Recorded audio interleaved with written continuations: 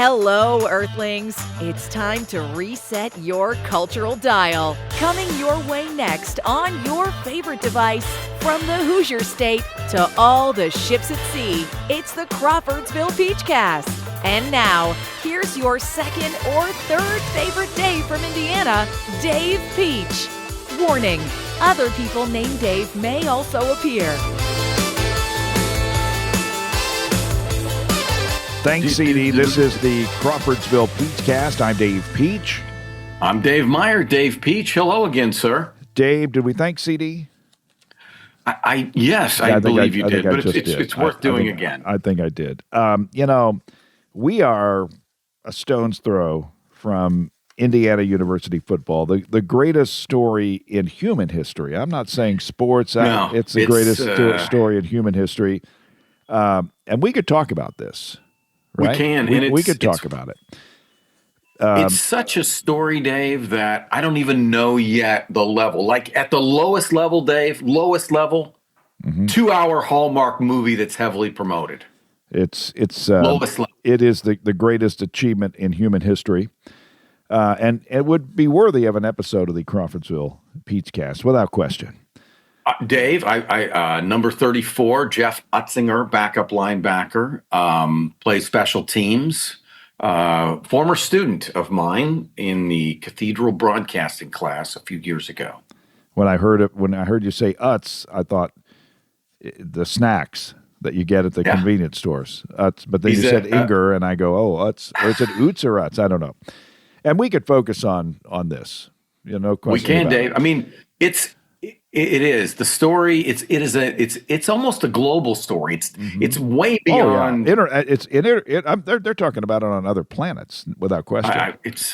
I would believe it. He's tall, Dave, and that run. The fact that all this was in place, the game became scarily competitive in the second half. That's right. Right, and then he makes that run and does like 2 or 3 heroic things in the scope of that run.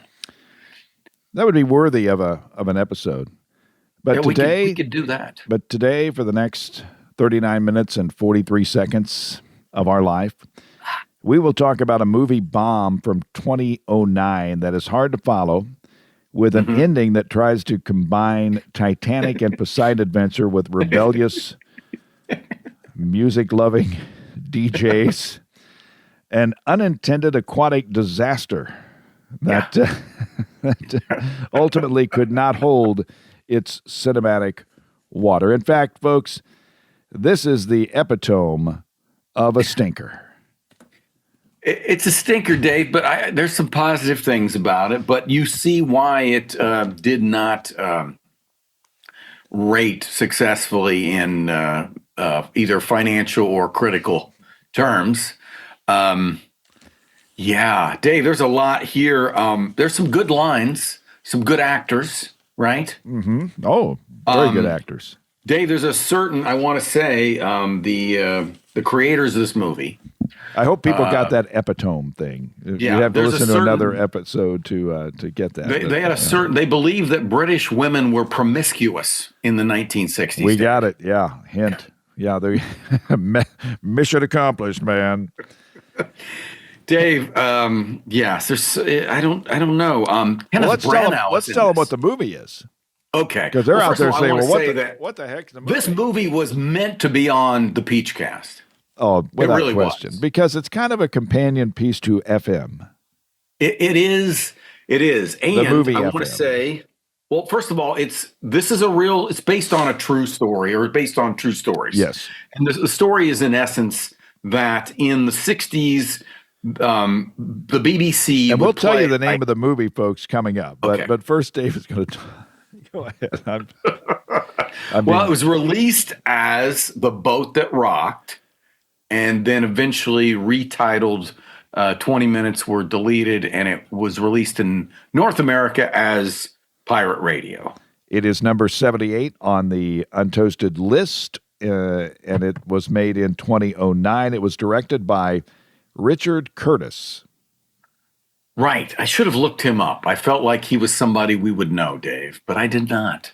Central Indiana Rubber Products provides the power for you. Central Indiana Rubber Products, or CIR, keeps farm equipment and local manufacturing processes running with gaskets, belts, seals, and O-rings, among a variety of other products and services. Employee-owned and always customer-focused. Central Indiana Rubber Products, 989 West, 83 North, Crawfordsville, and at indianarubber.com. Central Indiana Rubber Products, or CIR, power for you. Methinks the two names for the movie is a bad thing. Right. No, Richard Curtis, two first names. Well, the two names for the movie is a bad thing. Oh, yeah. That means that something didn't go well enough that, let's try something else. And here's the thing. I like both titles, but The Boat That Rocked could be a horror title, right? Mm-hmm. So if you're going to go with The Boat That Rocked, you needed to promote it a lot more than whatever that was. So Pirate Radio, I think, is a more appropriate for the story. So we are talking about Pirate Radio. Pirate Radio, yes. The movie that was 20 minutes less than the 135 minutes, which would have been 115 minutes, which would have been an hour 51 or whatever it was. Yeah. Way long, Dave. Yeah. It was very, very long. It had Philip Seymour Hoffman, mm-hmm. and it had Bill Nighy. It had Rise Ifans, Nick Frost, right? Kenneth Branagh. Now, where do I know that? Where do I know that name? Kenneth Branagh was a writer, director. He's won Academy Awards and stuff like that. So between Philip Seymour Hoffman and Kenneth Branagh, there's some big time actors in there. I will say this, Dave. So real quick, 60s BBC only plays an hour, maybe even less, of rock and roll. Rock and roll is considered in the same way kind of it was in the 50s in America, in that it was going to corrupt America's youth. Therefore, we need to limit or get rid of it in some fashion. So these radio stations that people were loving were basically broadcasting from ships legally. People were picking up their signals. But basically the powers that be in the British government wanted to shut them down. They did. The budget for this was $50 million. It made $36.6 million. It was criticized for its length. And as we, I guess we'll blame the Brits for the bomb, right? Well, we can blame the Brits, I think. Yeah, and I think there's it's the thing about this movie, Dave, what I liked about it the most was the music and the shots, the reaction shots of the people listening in a way that people used to listen to radio, and how it interacted with their lives and their communities, and the positive nature of music and radio in people's lives. And that particular era was before I got into radio. Now I've been in radio 47 years, and now here we are. So I saw a little bit of that. Yeah. As far as the fandom of radio in the 80s and 90s, and still see it some today. Don't want to write off radio per se, but 25 million people listening then. I mean, still a lot of people listen, but it's a little bit different. It's different today. It's different, and the role it played with the music in people's lives, and that was part of what that was why it was cool that they were on this boat and they were these elusive, crazy guys, and it was fun in the nature of how they presented it. And Dave, I will say this: the Philip Seymour Hoffman character based his character on a real guy, and let me look it up here. I'll tell you the name of the real guy. The real guy was named Emperor Roscoe. Emperor Roscoe. And Dave, Emperor Roscoe is still around and on the air today. Oh my! Do it, spinning some hot wax. We're going to talk about radio. They did okay, so go ahead. I was going to say this, and then I'll send it. I know I'm always talking over Dave. We will go over the spirit of radio after we talk about this movie. Yes. And what radio was, and what radio people used to be. pertaining to. But Dave, you were going to make a point. No, it's just somewhat symmetrical. A movie made in 2009 about something in 1966. The lead actor in 2025 is deceased, but the person he portrayed in 1966 is still working. You know, we do this time traveling all the time. Remember, Rollerball was made in exactly made in the 70s, or what was it, 1975? Yeah, I think that's right. How can we remember this stuff? True Grit was made in 2010, remaking a movie that was 1969. And Another Simple Favor was made in 2025. And before that one, it's got to be here somewhere. Rollerball was like, there we go. I'm looking through my book here. Rollerball was made in 1975. It was set in 2018. So, gotcha. A couple of things. I always like to give a couple of, before you go into the plot and what happened in this movie, and I'll kind of chime in at that point. But a couple of things to hang our hat on. One, Philip Seymour Hoffman says, these are the best days of our lives. Yeah. And the government loathes people being free. So I'll set up the plot line. You've got to have the villain. Oh, yeah. We talked about this earlier on a podcast. Censors. Oh, those censors. Well, I'll tell you what, folks, those censors have created several $15 million mansions in Hollywood. Without the censors, those people would not be living where they're living. Elvis Presley made a fortune off the censors. They created a mystique. They created a story. They shaped the narrative and just allowed many, many people to be very, very rich. So without Apollo Creed, there is no Rocky. So without the British authorities, there is no pirate radio. Dave. Oh, Dave. After that perfect 10, Mary Lou Retton, I'm sorry. He landed Olga Corbett. I outdid you. Now here's Dave. Dave, it's a fun idea of a movie. That's the best part of it.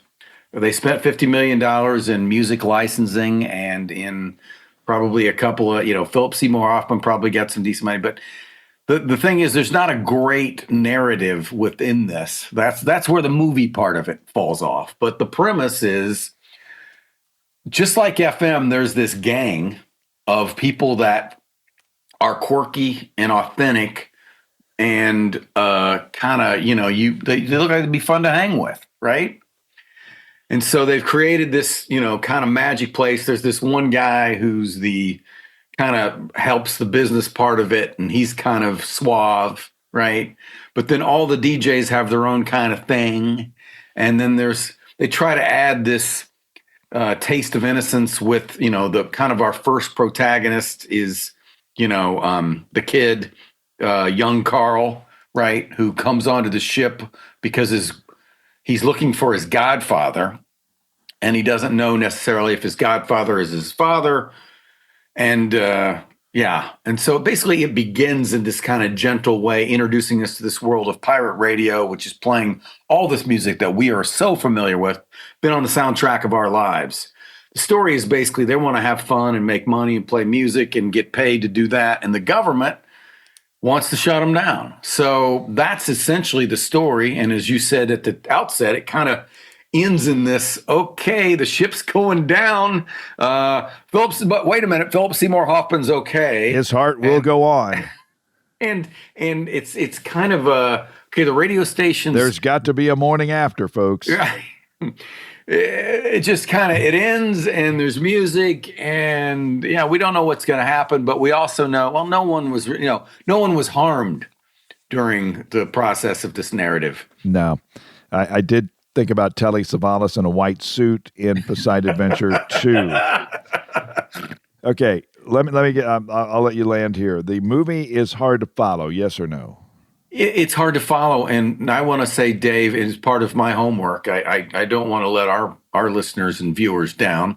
I went back and I found those deleted scenes, those 20 minutes that was not in, and I watched them. And Dave, there's a couple of cute moments, but they could have cut more out. Keep cutting. They Keep could have cut cutting. more out. It's one of those movies. It's like, I remember this movie that came out called Tin Can about basically these two guys that are air traffic controllers and all this stuff, and it sounded, on the thumbnail as a good dramatic, idea for a movie. Same as this does. It just, the story is not compelling enough.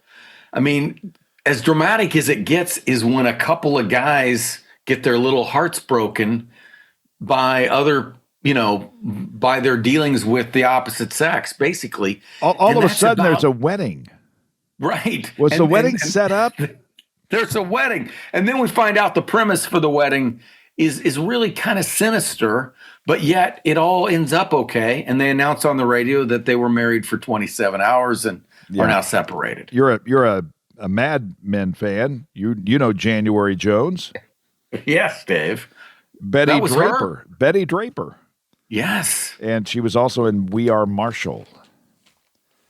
Dave, I did not make the connection. That's some outstanding detective work. Dr. So many random love interests along with January Jones. So many songs.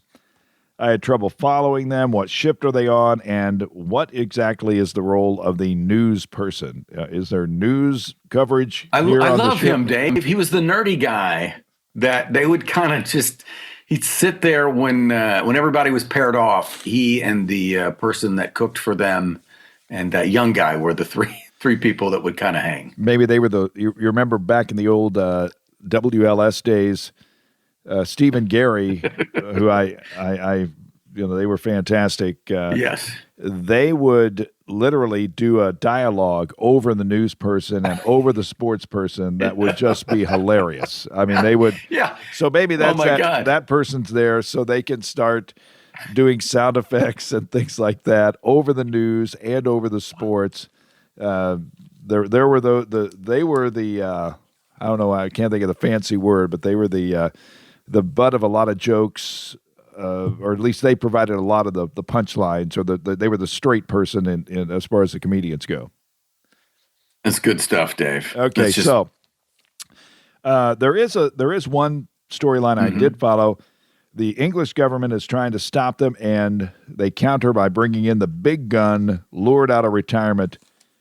And he was one of the actors that was in the movie. How about that for research, folks? Well, no, it's hang on, Dave. What's his name? I'm going to come up on it. Let's see. Philip Seymour Hoffman was the Count, right? That was his nickname? Okay. Now, I will say this, Dave. I do have one connection. There's the guy that inspired Smooth Bob. Mm-hmm. That is the early guy that they don't know him at first, and then they realize he actually is a real guy, Whispering Bob, and he is a big fan of American folk music, Americana. A few years ago, there was a house concert, and it was in Nashville, and they had him there. He was like the chief person that they were playing for. So Whispering Bob in this movie portrayed as the Dawn Treader. Smooth Bob. Gavin Kavanaugh.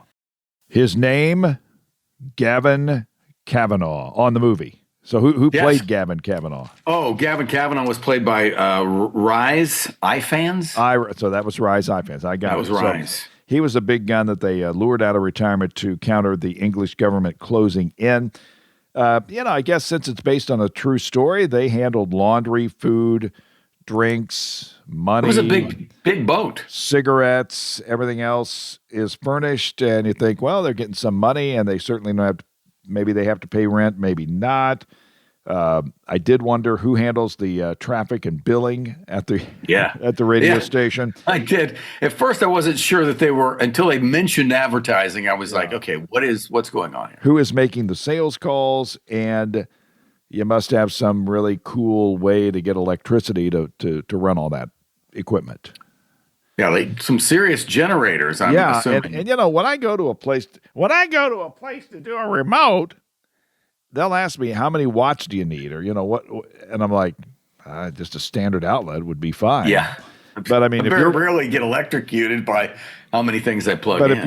but if you got 30 people on a boat running a radio station with all that equipment and everything like that, they would need more than just a standard Right. plug-in. You're going to pull a few amps. But since it was based on a true story, I blew all that stuff out. I said that's fine. I'm not gonna worry about that. They made it happen. Now, what was the purpose of what? So the mom visit, her purpose to be on the boat, right, was to tell the guy who his real dad was. Is that right? Is that how that worked? I guess so. I didn't. She was built up, described by our first guy as a sexual legend, and he said, "I know you don't see her that way, is because she's your mom." Yeah. So that made sense, Dave. But yeah, no. He was okay. He was thinking that his godfather was his dad, and so her role was to say no. And that was Kavanaugh, right? Yes. Okay, got it. So yeah, I don't. Again, there may have been, maybe there was more in beyond the 20 minutes that she, was explained better, but didn't catch it. Okay, the plug is going to be pulled, and then in a scene reminiscent of Animal House, nothing is over until we decide it is. It's beautiful, Dave. It very much. I didn't think of that until you just said it. It had that kind of all for one for all. Who's with me? My generation signals that the battle is on. And then I don't think the government had anything to do with the boat exploding or the engine exploding. Would that be correct? I can't. No, I don't think so, Dave. I'm not sure. Some of that got a little hazy. Then we get into that Titanic and Poseidon adventure. Now, is that a part of the true story of this movie? Was there actually a sinking of the pirate radio boat? I don't think so. At least not that I've seen. I think, I think eventually, they, I don't know what they probably legitimized. They basically had some way to, because they weren't able to shut them down. And obviously rock and roll became as popular in the UK as it is here. So now we go back to the movie FM. Mm-hmm. You remember when the staff barricaded themselves in the radio station? Yes. Was that in rebellion to the Army commercials or was that? Yeah. Okay. There'll be the takeover. Okay. They barricaded They took over themselves from in. the takeover. Yeah. And then you remember all the people outside, the thousands of people outside the radio station cheering them on. More than I would have thought. So in this situation, they are sending out a distress signal. We're underwater. We're going to sink. If you can't help us, please. The British government refuses to help them, okay? Yes. But all of a sudden, their fans come to the rescue. And in the boats. And there are hundreds of boats, and they are carried off to safety to, I suppose, get another boat and keep playing rock and roll music. That's what I was thinking, Dave. They're gonna retool here, but we can't. No one dies in this movie, even if Kenneth Branagh seemed like he wanted to. He was happy to talk about holding things. Mm-hmm. Yeah. You talking about the record albums? Testicles. What he said. Testicles. Said, I'm sorry. Not record albums. That. Okay. But the guy, I was thinking about the guy. It was Whispering Bob trying to hold on to his records down below, and they finally said, "No, you gotta." That was a good one. They said, "We don't want you to be Shelley Winters in this movie. We want you to make." You're going down. Here we go. I got one question, then we're going to get into the spirit of radio and what it was, at least in my limited. Well, I should say my late time in radio, late 70s. Okay, finish this question. Fill in this blank. If I were a pirate radio operator, I would be blank with this film. I think you would be happy that it was made and disappointed that it wasn't better. Okay. I tend to agree. I would tend to agree there. I mean, the music and if you worked in this, those scenes, because there's lots of scenes that show the people listening to the music, listening to them broadcasting, and and basically, having it being a meaningful part of their life. So that part would feel good. So I'd like that. But you want if you're going to make a movie, you want, your movie to be the best one about the thing. And this is a movie about the thing. The Boat That Rocked or Pirate Radio. Don't spend a whole lot of time worrying about finding the boat that rocked. Go to Pirate Radio. Yeah, good call, Dave. If you want to watch the movie, yeah. The 2009 movie number 78 on the Untoasted list and the Crawfordsville Pete's Cast. Now, the spirit of radio back in the day, it was a business, but the programmers and DJs worked for the listeners, and and I call it the spirit of radio, that allegiance to the product. Yeah. And, I think it worked. Real quick, I'll go back to you. The record playing, and I did play some records. I started out playing records. That record playing, it was like a warm fire. Yeah. And there were people that people would hang out in the studio with you, but that record, it was like a fire. It was like something you toasted marshmallows on. In the not the literal sense, but you know what I mean. No, and that's the magic. I mean, the thing about it was, I'd say, how that worked and why Uncle Lair, they can have those talk over, is the power. The power was there on both sides. The revenue based on the advertising models of the time and the way radio was at the core of that. You could do that in a way that it made your listeners connected to those people in a real part of your life sort of way. Nowadays, I mean, people listening to podcasts, walking around the street. Back when this movie was made in the early days of radio before Walkman, right? You were listening on a speaker, and it was maybe by yourself on a transistor to a ball game, but very often it was around your friends listening to your favorite radio station, waiting for them, wanting for them. And Dave, I know I did it, calling them to say, will you play blah, blah, blah? That was all part of our lives that was important. There was interaction, and it was all live. Yeah.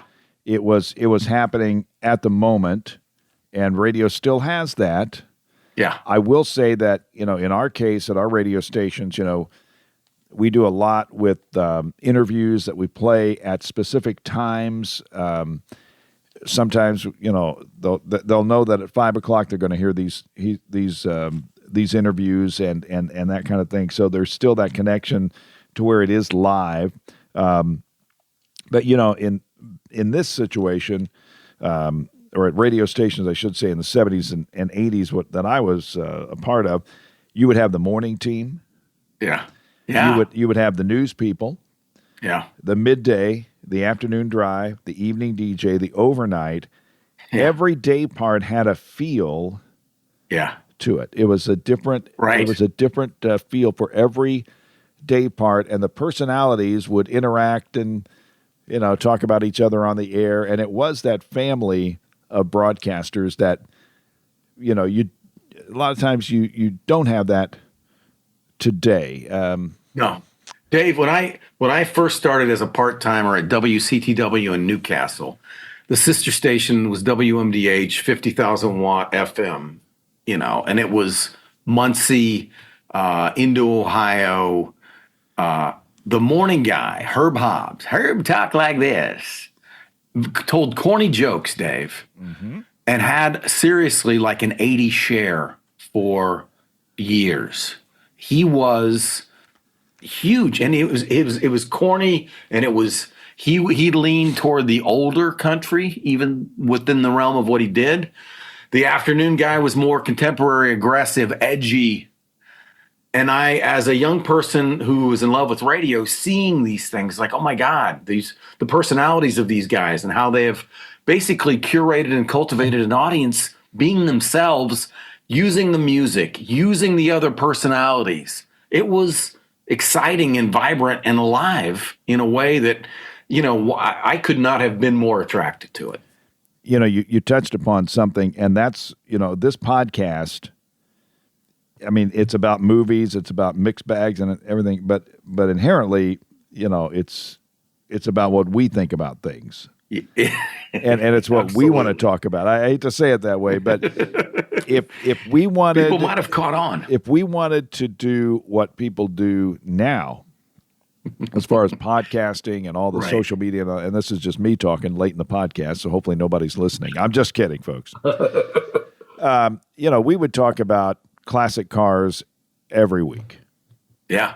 Every week we talk about classic cars, or we talk about some sort of recipe or something. We wouldn't do a variety type here, there, and elsewhere. But this podcast is kind of, old time radio to me, in that we're going to talk about, we're going to try to get people to kind of like our personality, as if I can talk about myself in the third person. But this show is about our personality, and not necessarily something that again, the thing is today is people want their echo chamber. Exactly. They want their echo chamber. They believe this way. They are, and we can talk about politics, but, you want to turn on that person and essentially hear them say the same thing every time and the same opinion every single time. And that's kind of where we are now. Yeah, we know the variety. We're we know the variety show went out of business. The variety show went out of business in 1982. But doggone it, we will continue to do what we do, because in a way, Dave, not only are we in a convertible going across the country, now you could say we're in a pirate radio boat off the coast of Great Britain. It's the boat that rocked, Dave. We're the podcast that rocks, baby. Yeah, it's us. If it's 20 million, if it's 2 million, if it's 2, no. We're in for a penny, in for a pound. We are, man. But love that spirit of radio, and that's kind of what we are trying to keep going today. Indeed. Dave, I'm battling some sort of a head cold, so I'm going to check out at this point. Rest, rejuvenate, Dave. I am going Save to your get voice set for other things. Try not to do the where you sniffle in. Yes, I'm trying to put that off right now. Do the zinc, Dave. Next up, Extreme Prejudice with Rip Torn. Sounds like a comedy, Dave. I don't think it is. I think you've got me on one of these where it's a Western, Dave. Oh, okay. It's a Texas. It's been a long time. It's one of those movies we'll revisit, and I will probably be disappointed. That one movie you did, and I know here we are going on here, but the Henry Fonda movie. Yes. It was like a TV movie, right? Yes. Clarence Earl Gideon. What was it called? Gideon's Trumpet. Yeah, Gideon's Trumpet. That actually educated some folks that there was a time when you were brought into court, you did not have Miranda rights. Yeah, and you didn't get an attorney. Right. Exactly. You were not guaranteed representation. You were not represented, and I think some people learned from that it was actually not in 1697 that they came up with that. A little bit later than what folks might have thought about. Well, Dave, through our entertaining ways, if we can enlighten and inform, well, that's just bonus. Well, again, we want to thank you and tell folks that they can get us on the Crawfordsville Peachcast.podbean.com. Peachcast.podbean.com. Like, share, and subscribe. We didn't quite go on 135 minutes today. Well, that's good. Maybe, but we can go over another time. Okay. Subscribe on like, share, subscribe. iHeart, YouTube, Apple, Spotify, and Podbean. Until next time, America, I'm Dave Peach. I'm Dave Meyer. Thanks for listening to the Crawfordsville Peachcast. Thank you for listening to the Crawfordsville Peachcast. If you enjoyed it, follow the podcast and ring the bell so that way you'll always be up to date with the newest episodes. We'll see you next time.